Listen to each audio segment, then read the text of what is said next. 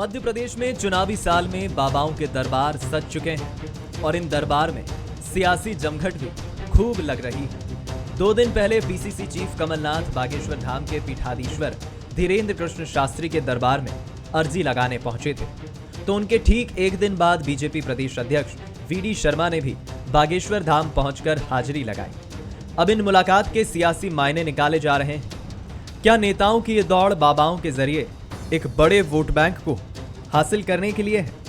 खैर, बीजेपी और कांग्रेस इस जमघट को सियासी नजर से नहीं बल्कि निजी आस्था का विषय बता रही है।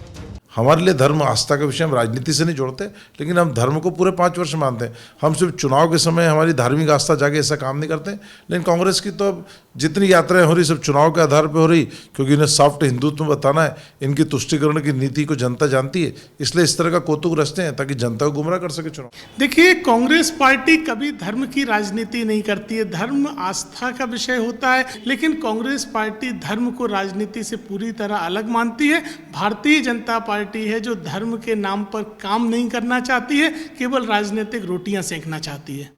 बीजेपी और कांग्रेस का अपना तर्क है, लेकिन ये सियासी मजमा बागेश्वर से लेकर कुबेरेश्वर तक लग रहा है। सीएम शिवराज भी 18 फरवरी को बागेश्वर धाम जा सकते हैं। जानकारों की माने तो राजनीतिक दलों की कोशिश हिंदुत्व और धर्म की आड़ में वोट जुगाड़ना है। शायद यही वजह है कि बाबाओं के दरबार में नेताओं की दौड़ तेज हो गई है।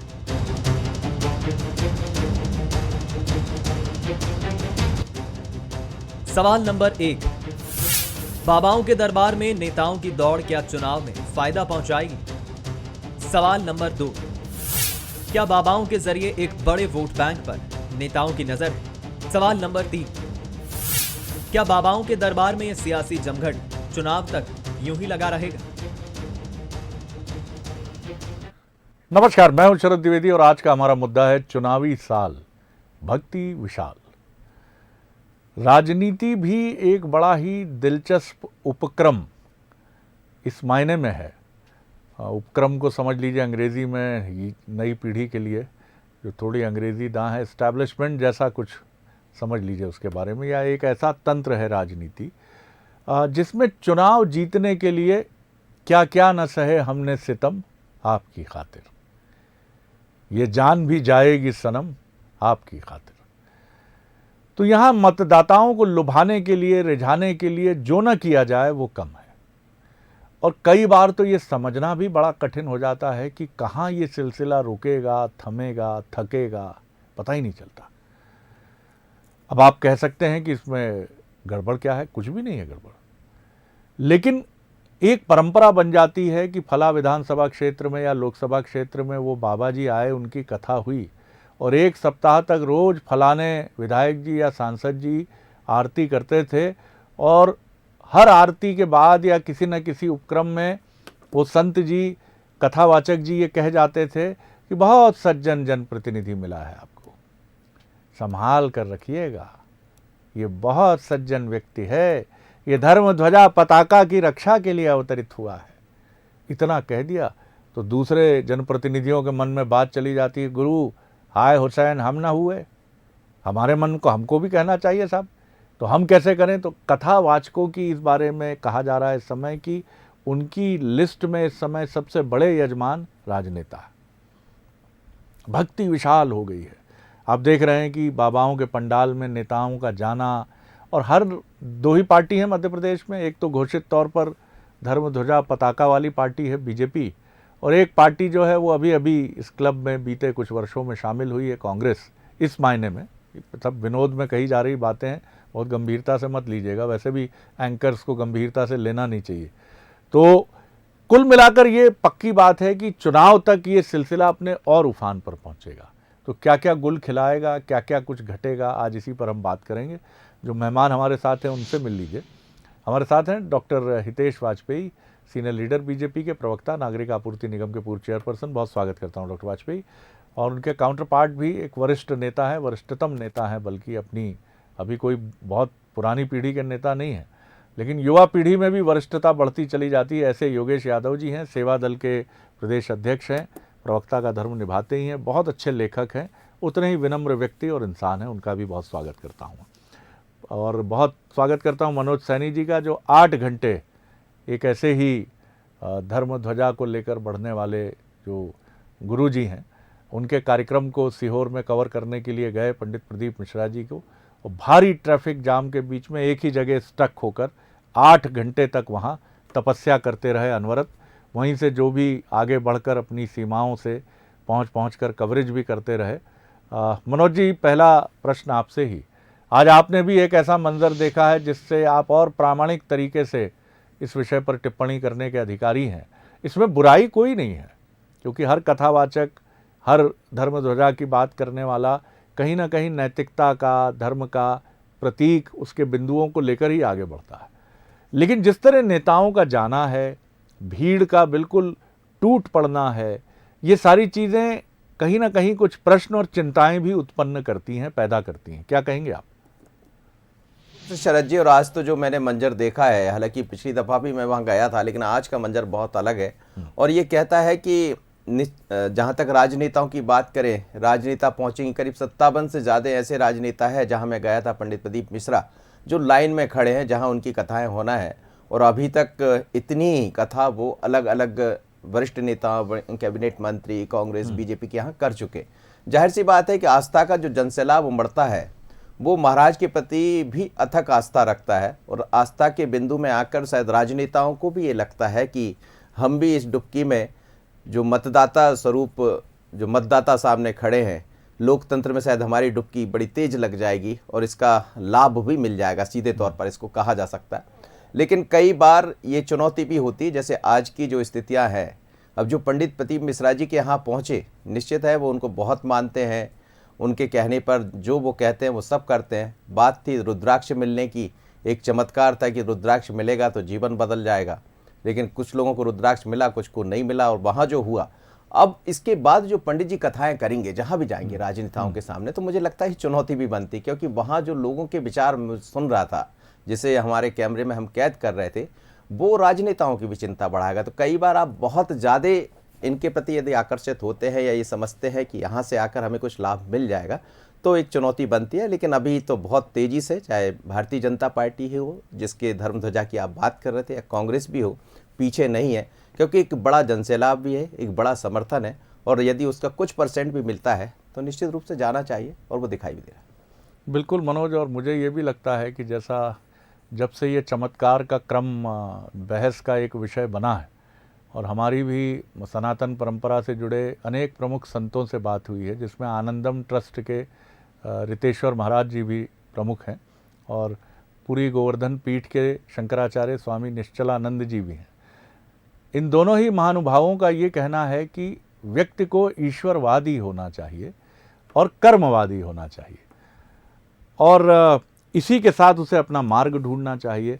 कोई भी एक चीज़ हो सकता है वो चमत्कारी हो सकता है वो बिल्कुल ना हो, लेकिन वो जीवन बदल देगी, ये धारणा ही भीड़ को इकट्ठा करती है, भेड़ चाल को जन्म देती है, और कई बार कई बड़ी समस्याओं को भी उत्पन्न करती है। बहरहाल, डॉक्टर हितेश वाजपेयी, चुनावी साल, भक्ति विशाल, इसको किस रूप में देखते हैं, ये उन्हीं से सुनूंगा मैं। जी डॉक्टर वाजपेयी जी, आपने चूंकि विषय बहुत भारी लिया है, तो पहले मैं विषय के ऊपर एक, जिसको कहते हैं, निर्दलीय रूप से अपनी राय एक विद्यार्थी के रूप में रख देता हूँ जी, क्योंकि कई बार क्या घालमेल हो जाता है। तो मेरा बहुत स्पष्ट मानना है शरद जी, आप भी उसी क्षेत्र के विद्यार्थी हैं, वैदिक दर्शन का मैं भी विद्यार्थी हूँ। ईश्वर ने मनुष्य के आसपास इस सृष्टि को बनाया, तो ये सब लीला है, रंगमंच है। जितना हम देखते हैं अपने आसपास, मानव नियोजित समाज और सत्ताएं हैं, और इसके 2 प्रमुख आधार हैं, एक धर्म है और एक सत्ता है, और दोनों एक दूसरे के पूरक हैं, ऐसा मैं मानता हूँ। क्योंकि धर्म जो है वो संविधान है, वो आपका विधान बताता है कि करना क्या चाहिए। आप भी इस पे बहुत कार्यक्रम करते हैं जी, कि मनुष्य क्यों है, क्या करना चाहिए, प्रेम क्या होता है, सद्भाव क्या होता है, ये धर्म बताता है। और धर्माचार्यों के ऊपर मनुष्य योनि में ये जिम्मेदारियां हैं। जैसे एक टीचर है, फिजिक्स वाला फिजिक्स पढ़ाता है, केमिस्ट्री पढ़ाता है, आप पत्रकार हैं, पत्रकारिता करते हैं, ऐसे ही धर्माचार्यों का काम है उसकी धर्म की व्याख्या को लोगों के सामने रखना। लेकिन ध्यान रखिए, जैसे एक पत्रकार मनुष्य होता है, डॉक्टर मनुष्य होता है, आदमी होता है, इंसान होता है, ऐसे ये धर्माचार्य भी मनुष्य ही हैं। इसी प्रकार सत्ता जो है उस संविधान को समझते हुए उसके अनुरूप यदि नियमन करती है, नियमावली सीआरपीसी आईपीसी बनाती है, तो संसार अच्छा चलता है, कोई भी देश हो, समाज हो, प्रदेश हो। तो इसीलिए कहा गया है कि धर्म सत्ता के ऊपर अंकुश रखता है। संविधान जो है वो नियमावली के ऊपर, सत्ता के ऊपर, जो कामकाजी ब्यूरोक्रेसी है उसके ऊपर एक निगाह रखता है और उससे मार्ग मिलता है। अब इसको यदि आप देखें तो इस रचना में हम किसी को बुरा नहीं मानते। तो आप कथाओं को जब सुनते हैं शरद जी, तो आपने देखा होगा बहुत सारे मार्ग समझ में आते हैं कि करना क्या चाहिए, तो दुविधाएं भी खुलती हैं। तो मैं तो इसको अच्छा मानता हूँ कि यदि सत्ता में बैठे लोग धर्म की ओर बढ़ते हैं तो वो सुलझते ही हैं, सात्विक ही होते हैं वाकई में यदि बढ़ते हैं। शरद जी, ये आपका दूसरा सवाल है कि होता क्या है। तो यदि वाकई में बढ़ते हैं तो एक अच्छी चीज़ है, पर लोकार्ट्स प्रिंसिपल ऑफ एक्सचेंज के तहत मैं इस चीज़ को पाता हूँ कि यदि कोई धूर्त व्यक्ति भी राम कथा को सुनने जाता है, और वो राम कथा कौन कह रहा है ये महत्वपूर्ण नहीं है, लेकिन यदि राम कथा कही जा रही है तो उस राम कथन का जो प्रभाव धूर्त पर भी पड़ता है सर। तो एक दूसरे से वो कुछ ना कुछ एक्सचेंज करते हैं। तो धर्माचार्य कुछ चीज़ें नेताओं से सीख लेते हैं, ऐसा भी होता है, जिस पर आप प्रश्न खड़े करते हैं, और उस सत्ता के उस संसार पे, धर्माचार्यों के संसार पे प्रश्न खड़े होते हैं। इसी प्रकार सत्ता में बैठे नेता भी धर्माचार्यों से ऐसा नहीं, कुछ अच्छी चीज़ भी सीख के आ जाते हैं, सात्विक हो जाते हैं कि नहीं यार अपने को कुछ करना चाहिए। तो मैं समझता हूँ कि लोकार्ट्स प्रिंसिपल ऑफ एक्सचेंज यही कहता है कि जब दो चीज़ें संपर्क में आती हैं तो कुछ गुणों का आदान प्रदान होता ही है। तो मैं इसको एक अच्छे रूप में लेता हूँ, पर इसके अलग अलग उदाहरण हैं और जिसकी आप व्याख्या आगे करेंगे ही। जी, लेकिन यहाँ महत्वपूर्ण बात ये भी है कि प्रश्न ये भी है, मैं नहीं कह रहा हूँ ऐसा नहीं है, लेकिन वो क्या बहुत कम हो गया है कि धर्म क्या सत्ता का मार्गदर्शन कर रहा है, और सत्ता का संविधान भी क्या धर्म, अगर धर्म नहीं है तो क्या उसके नियमन की तरफ वो संविधान भी बढ़ रहा है, ये भी बड़ा प्रश्न है। या कहीं एक ऐसा गठबंधन खड़ा हो गया है जो दोनों एक दूसरे को लाभान्वित करने के लिए तत्पर नजर आ रहे हैं, और इसमें सबसे बड़ी लूजर कई बार जनता भी हो जाती है, लेकिन जनता ये बात नहीं समझ पाती है। आखिर अगर 10 सेकंड में बोल दूं जी सर, ये दोनों क्षेत्र की तरफ जिस ओर अब आपने इशारा किया है जी, तो दोनों क्षेत्रों में इन क्षेत्रों का फायदा उठाकर जनता को ठगने वाले लोग भी होते हैं, इससे नकारा नहीं जा सकता। बिल्कुल ठीक बात है। और अगर दोनों क्षेत्रों में आपकी योग्यता है, जैसे हम कहते हैं कि विद्यार्थी जो है, हमने फिल्मों में भी देखा, परीक्षा का सत्र शुरू हो रहा है कि हनुमान जी के मंदिरों में विद्यार्थियों की संख्या बढ़ जाती है, लेकिन पास आपको आपकी मेधा ही कराती है, आपकी कलम कैसी चलती है परीक्षा में, ये पास कराती है, ये महत्वपूर्ण है। एक राजनेता अगर चुनाव रूपी परीक्षा में पास होने के लिए एक धर्माचार्य की शरण लेता है और धर्माचार्य जी भी उसको प्रश्रय दे देते हैं, तो ये किन मानदंडों का उल्लंघन है या है भी नहीं है? योगेश जी इस पर रोशनी डालेंगे, विषय भारी है, बेहिचक भारी है। जी योगेश जी। नहीं, निश्चय ही शरद जी, आपने आज विषय की जो विषय का गांभीर्य है उसको मैं स्वीकार करता हूं। धर्म के बारे में मैं बहुत ज्यादा तो नहीं पहचानता हूं, लेकिन आंशिक रूप से जो मेरी मनोबुद्धि में आज तक जो प्रकट हुआ है अंतस में, वो सिर्फ इतना हुआ है कि जब तक हमारे अंदर निर्लिप्तता ना हो, जब तक हमारे अंदर अंतस में हमारी शुचिता ना हो, पवित्रता ना हो, तो मैं नहीं मानता हूं कि हम धार्मिक हैं। उसके बाद सारे बातें जो आवरण पर हमने कर ली या हम कुछ भी हमने ग्रहण कर लिया, तो उसके पीछे कोई ना कोई हमारा प्रयोजन होता है। प्रयोजन जनता के सामने हम धोखा जरूर कर सकते हैं, लेकिन प्रभु परमेश्वर के सामने हम कभी धोखा नहीं कर सकते। वो हमारी आत्मा तक जानता है और वो हमें अंदर तक खंगाल लेते हैं कि हमारा उद्देश्य क्या है। वर्तमान परिप्रेक्ष्य में यदि देखा जाए कि धर्म पर आधारित राजनीति क्या हो रही है, तो ये बात तो तय है, डॉक्टर हितेश भी इस बात को स्वीकार कर रहे हैं कि राजनीति के नियमानुसार धर्म तो होना ही चाहिए, जब भी तो राजनीति में स्वच्छता आएगी। क्योंकि आप धर्म आधारित राजनीति करेंगे तो नियम में चलेंगे, आप वैमनस्यता में नहीं चलेंगे, किसी के प्रति घृणा में नहीं चलेंगे। लेकिन राजनीति के आधार पर आप धर्म का आवरण ओढ़कर कोई कार्य करेंगे तो उसकी परिभाषा अलग होगी, उसके मनोभाव अलग निकलेंगे। अभी बोल रहे थे हमारे सलूजा जी कि कांग्रेस ने जब भी चुनाव अब आपके नहीं है वो, वही मैं कहना अब बीजेपी के हैं वो जी।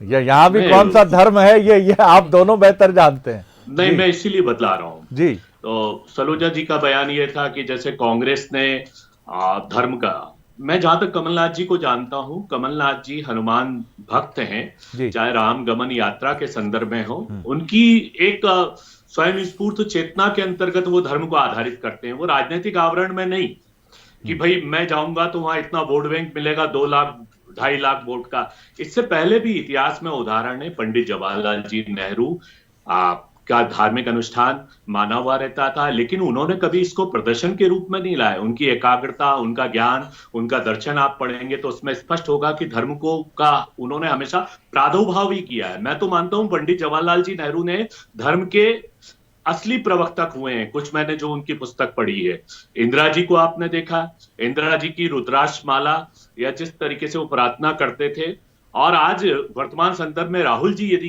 कहीं प्रार्थना करते हैं तो उसका अर्थ ये नहीं है कि हमें राजनीतिक लाभ लेना है। दूसरी तरह मैं कटु आलोचना नहीं कर रहा हूं, शायद डॉक्टर हितेश भी इस बात को स्वीकार करेंगे कि भारतीय जनता पार्टी का तो पूरा अस्तित्व ही धर्म पर आधारित है, उसके अलावा आप बात करते नहीं है। अच्छा, होता क्या है कि धर्म के आधार पर आप इतनी बात करने लग गए हैं कि यदि वहां कमलनाथ जी पहुंच जाते हैं या कांग्रेस के कोई भी राहुल जी किसी जाकर शिवालय पर जाकर प्रार्थना या मत्था टेकते हैं तो उस समय इनको लगता है कि भाई हमारे आंगन में हस्तक्षेप क्यों।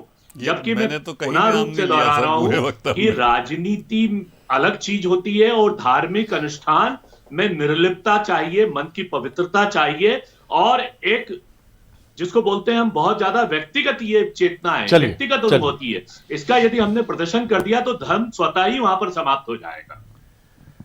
वो निर्लिप्तता राजनीति में कितनी हो सकती है, ये भी एक बड़ा सवाल है, क्योंकि निर्लिप्तता तो ये भी कहती है कि फिर मन लागो मेरो यार फकीरी में तो फिर तनाव कहाँ रह गया।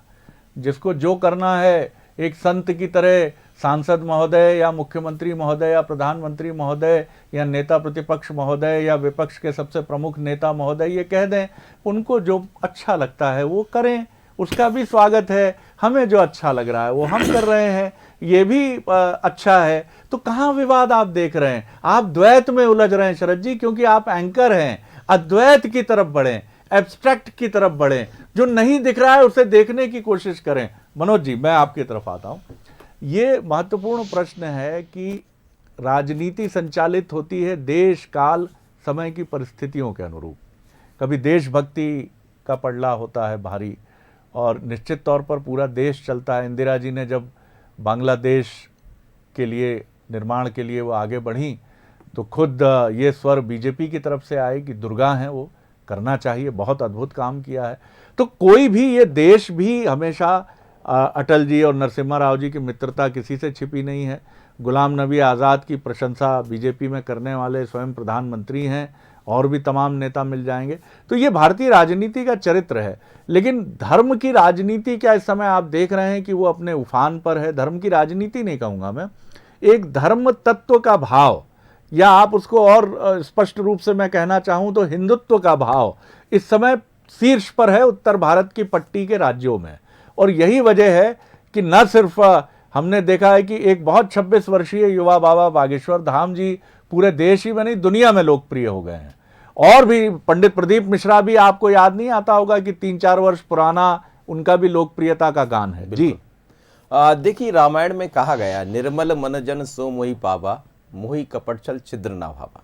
अब आप यदि किस निर्मल मन के साथ जा रहे हैं, क्या जो संत या जो महात्मा, जिस आस्थावान जनता जनार्दन उनके पास पहुंच रही, जिस आस्था को लेकर आप भी उसी निर्मल मन से बात कर रहे हैं, या जो राजनेता, मुझे लगा आप निर्मल बाबा जी की तरफ भी नहीं, निर्मल मन की बात है। मैंने निर्मल मन की उनको भी प्रणाम है जी जी जी जी। या फिर आप बात कर रहे हैं कि किसी राजनेता, जो भी वो बीजेपी हो, कांग्रेस, वहां पहुंच रहे, किस मन के साथ पहुंच रहे हैं। लेकिन जनता बहुत भोली है शरद जी, जो आज मैं देख रहा था तस्वीरें, बहुत भोली जनता है। उसको लगता है कि शायद भगवान के पास जाएंगे और महाराज जो कहेंगे, राजनेताओं को ये लगता है कि वो हो जाएगा, लेकिन ऐसा है नहीं। 2014 के बाद राजनेता ये जोखिम कभी नहीं उठाने वाले हैं कि इतनी भीड़ इकट्ठा मत करिए, ऐसे मत आइए।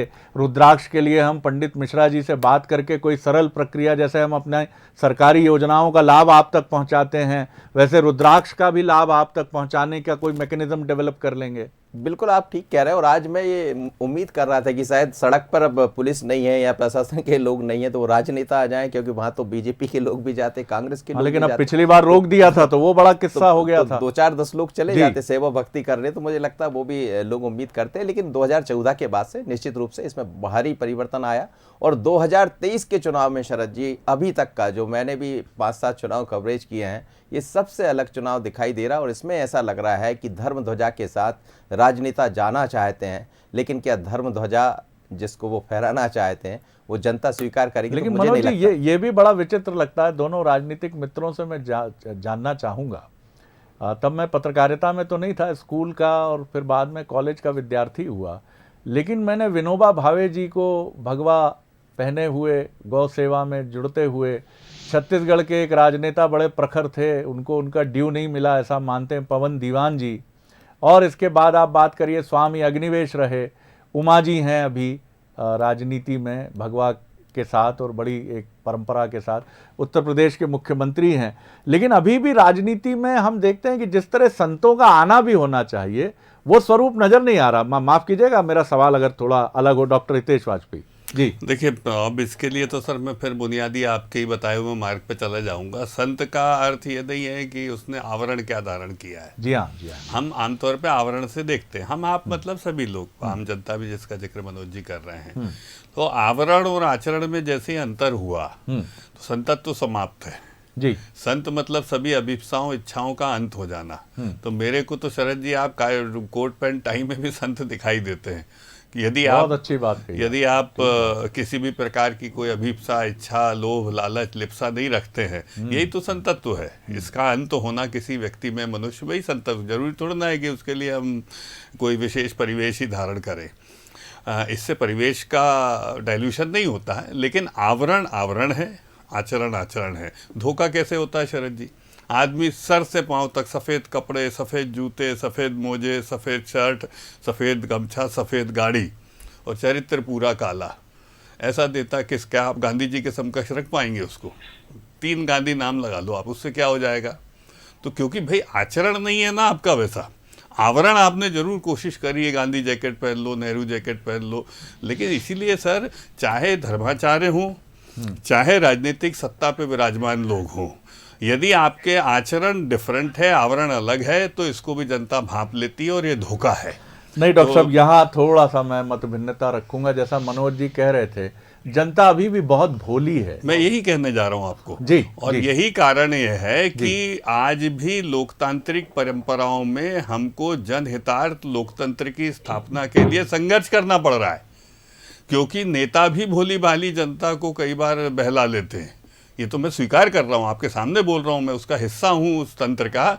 लेकिन इसी प्रकार से सभी मनुष्य हैं, मैं ये कहना चाहता हूँ। तो ये दोष रहता है, लेकिन इससे आप विधा पर डाउट मत करिए। ये शक्ति नहीं, बिल्कुल नहीं, बिल्कुल नहीं, आपने बहुत मार्के की बात अंतिम लाइन कहने जा रहा हूँ सर, ये शक्ति के केंद्र हैं। और यदि ये समाज की शक्ति के केंद्र हैं, चाहे वो धीरेन्द्र जी हो, पंडोकर सरकार महाराज हो, या आपके प्रदीप मिश्रा जी हो, तो इनके यहाँ जो अव्यवस्था है उससे हम उनकी व्यवस्था पर टिप्पणी नहीं कर सकते। योगेश जी, ये मैं कहना चाहता हूँ। जी शरद जी, जब भी मैंने आपको सुना है किसी संत के साथ वार्ता करते हैं, तो मुझे कहने में कोई अतिशयोक्ति नहीं है। जितनी संत की वाणी में गंभीरता, उतनी ही आपके प्रश्नों में गंभीरता नजर आती है और एक पवित्रता नजर आती है। मैं आपके साथ बैठकर अपने आप को गौरवान्वित महसूस करता हूँ। ये मेरी, आप उसको टिप्पणी को अन्यथा ना लें, लेकिन मैंने इसको स्वीकार किया। जब जब भी आपने वार्ता की है, उसको मैंने देखा। धर्म तो वहीं से शुरू हो जाता है। यदि हम सच बोलकर घर से बाहर निकलते हैं, ये धर्म है। बिल्कुल सही बात। यदि हम बाहर निकलकर पवित्रता से उस कर्म को करते हैं कि जिसको हमें किया जाना चाहिए, तो यही हमारा अनुष्ठान है, यही हमारा धर्म है। और कहीं ना कहीं से मैं समझता हूं इस पूरी डिबेट का ये बात तो आता ही, ये बात कि धर्म में पवित्रता बहुत आवश्यक है, आवरण जरूरी, इंटेंशनली पूर्वाग्रह नहीं होना चाहिए। और मैं आज मनोज जी की इस बात से 100% सहमत हूं कि आज भी हमारे देश में बहुत भोलापन है, तो उस भोलेपन में हम अपने आप की पवित्रता माने या अपने को ठगा हुआ माने, ये एक अनुत्तरित प्रश्न है आपके साथ। बहुत बड़ा प्रश्न आपने छोड़ दिया है। डॉक्टर हितेश वाजपेयी ने भी बहुत महत्वपूर्ण बात की है, लेकिन इस जनता को शिक्षित करने का काम कौन संभाले? अब आप कह सकते हैं खुद ही संभलें, लेकिन ये सही है कि जहाँ धर्म का विषय उठता है वहाँ मीडिया भी ठिठक जाता है, और मीडिया से पहले वो राजनीतिक सत्ता भी ठिठक जाती है जो कहीं ना कहीं चुनावी हार जीत के गणित को भी समझती है, क्योंकि उमड़ने वाली लाखों लोगों की भीड़ ये समझने को कई बार तैयार नहीं होती कि ये चमत्कार है या सिर्फ मन की एक संकल्पना है।